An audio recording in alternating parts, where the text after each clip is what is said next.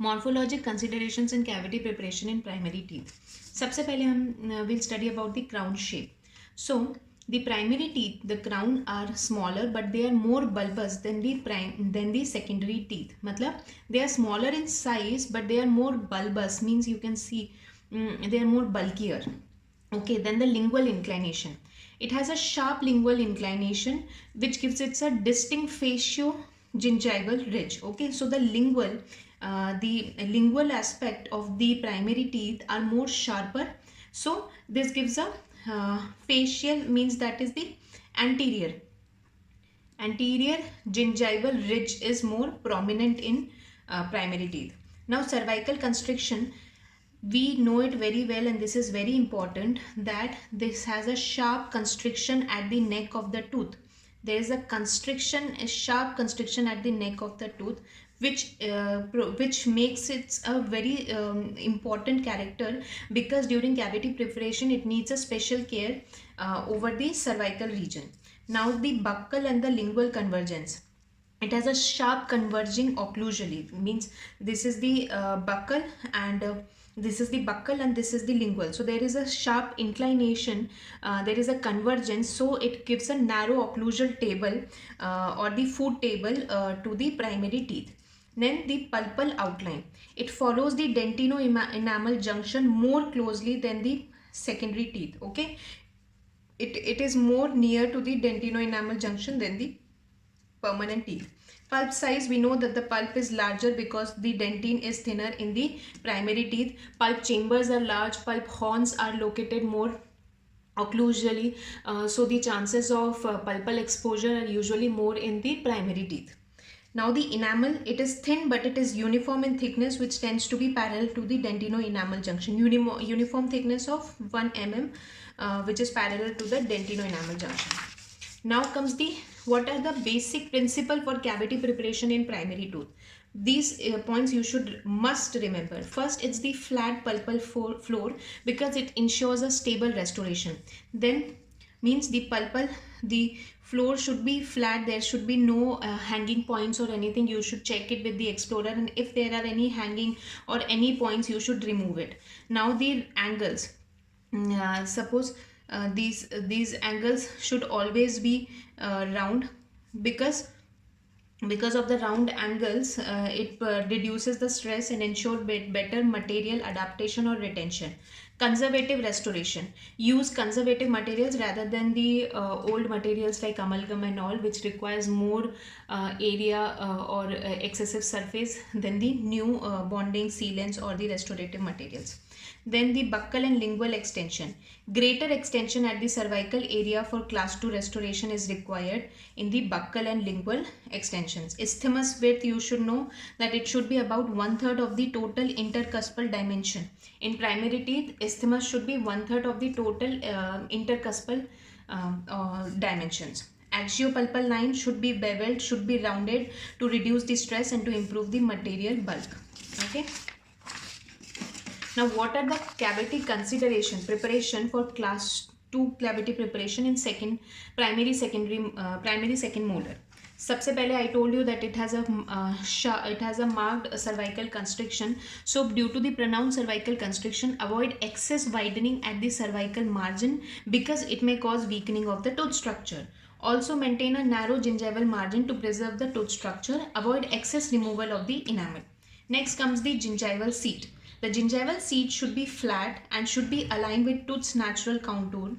Gingival margin is left unbeveled. Why? Because I already told you that there is a cervical constriction, the dentine is thicker, the enamel is thicker. So if you will remove or you will bevel it, the gingival seat, then chances are there that you will make your tooth weak, and it might cause the failure of your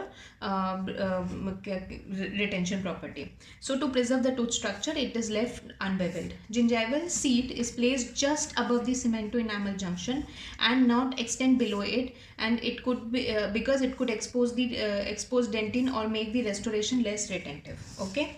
Now the buccal and lingual walls, I told you, should follow the natural morphology of the tooth, ensure a convergence to increase the the retention.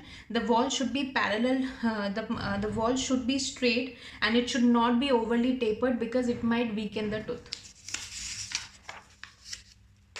Mesial and distal wall.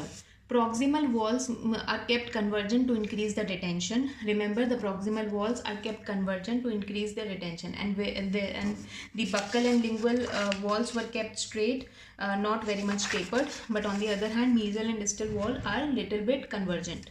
Retention grooves are made to improve the retention of the restorative materials. Wide proximal box to allow proper access for the restorative material, but not very wide that you weaken your tooth structure and which might cause failure or marginal leakage. Okay, so always remember, the major cause of failure of your class 2 preparation in children is due to the failure of the proximal box. Because the proximal box whitening is important in children, because their occlusal and bite forces, as they are growing, it keeps on changing. There is no ideal force in it, so the chances of proximal box fracture is higher in the cases of children. Whereas class 2 cavity preparation for adults, the major cause of failure is marginal leakage. Okay, now the occlusal wall. Slightly undercut should be kept in the occlusal wall to improve the retention and avoid the unnecessary removal of the enamel. So the key point is cervical constriction, pronounced constriction, excess removal should not be there. It may weaken your tooth. Unbevel the gingival margins, preserving the tooth structure with adequate retention.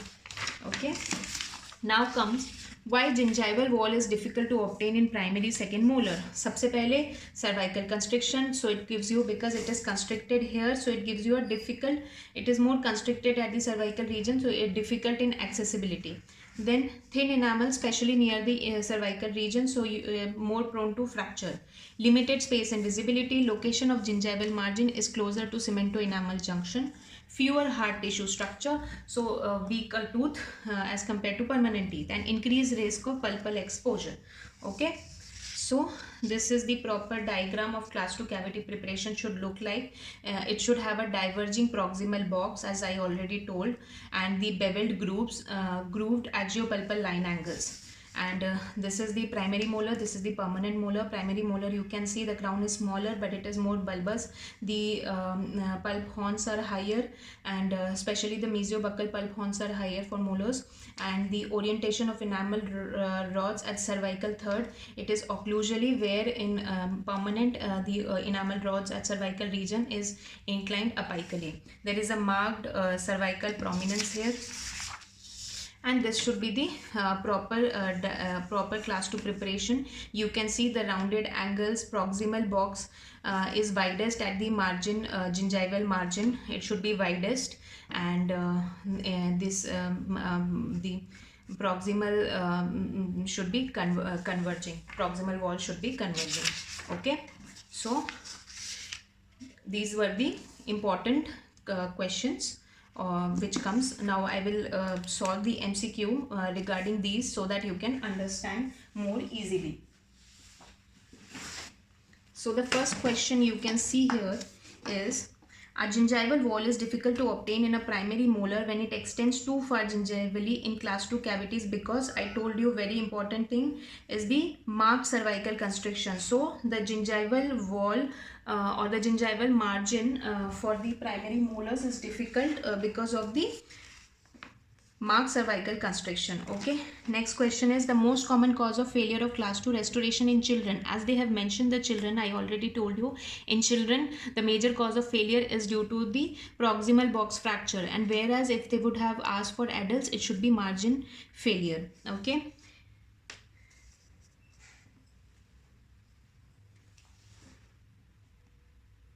okay, so the next question is, in primary teeth the gingival seat in class 2 preparation is left unbeveled, because I already told you there is a cervical constriction. So if you remove the extra portion, then it may weaken your tooth, as well as the dentine and enamel is thinner. Okay, the next question is, the most important morphologic and histologic consideration in cavity preparation in primary teeth is the thickness of enamel and dentine. See, The morphologic and histologic consideration of cavity preparation. Priority, the first is the pulpal protection. The second should be the conservative preparation, because the primary molar, the thickness of enamel and dentine are less, so the preservation of the structure is important. Then the retention and the resistant form by adding the retention grooves, or the wider proximal converging proximal box, as well as the gingival margin should be, the proximal box should be widened. Enamel and dentine morphology, I already told you, they are weak, so unnecessary removal should be removed. Occlusal and proximal contact preservation should be there. Then the gingival margin, avoid the beveling of the gingival margin should be avoided. Then the cement GIC is used in case of primary teeth because it releases fluoride, as well as GIC for and if the more other bonding agents can be used, like the resin cements, for aesthetics and proper bonding. Then histologic feature, again because it has decreased hard tissue structure, so the structure removal